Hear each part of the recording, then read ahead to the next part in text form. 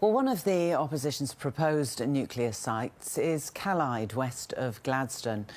Liberal MP for the area, Colin Boyce, has spoken with political reporter Nicole Hegarty, saying he welcomes the plan.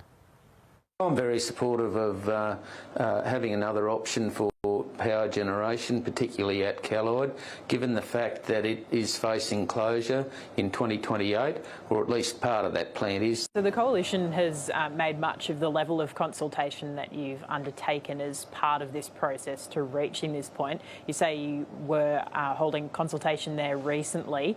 How broad was that? Who was consulted as part of that process?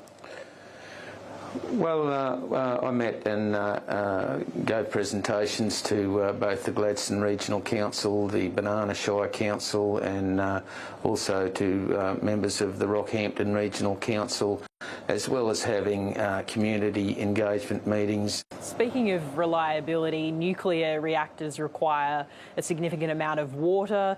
Central Queensland is not immune or at all unused to not having an abundance of water in this area, particularly around Biloela, close by to this proposed site. What do you say to concerns that might be raised about the availability of water then? Well, obviously there are options in terms of particular types of nuclear reactors you can build. There is dry air-cooled types, for an example. I have raised these issues around water, and it certainly is something that has to be addressed in terms of how are they going to cool these plants. In terms of the process here, Opposition Leader Peter Dutton flagged that it may be the case that these sites would need to be to undergo compulsory acquisition.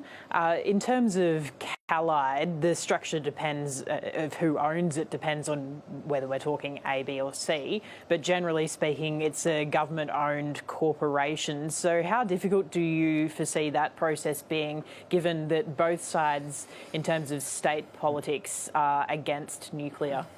Well, obviously, if we were to build nuclear reactors in Australia, they would have to come under federal government control, and it's very important that that happen and remain in control of the government of the day. Obviously, there would have to be agreements made with companies who are internationally recognised in running and maintaining these facilities. The Coalition's saying that through opting to go down the nuclear pathway, energy bills will be lowered. But given we haven't seen the cost involved in building them, what are you relying on in order to say that?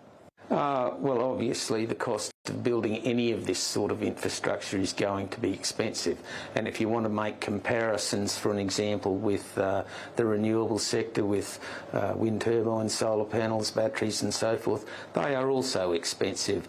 They are projected to cost somewhere in the vicinity of $1.5 trillion to reach 2030, and the government's proposal to reach 82% renewable energy by 2030. Obviously, nuclear reactors do cost a lot of money. There is a lot of engineering prowess and skill that is involved.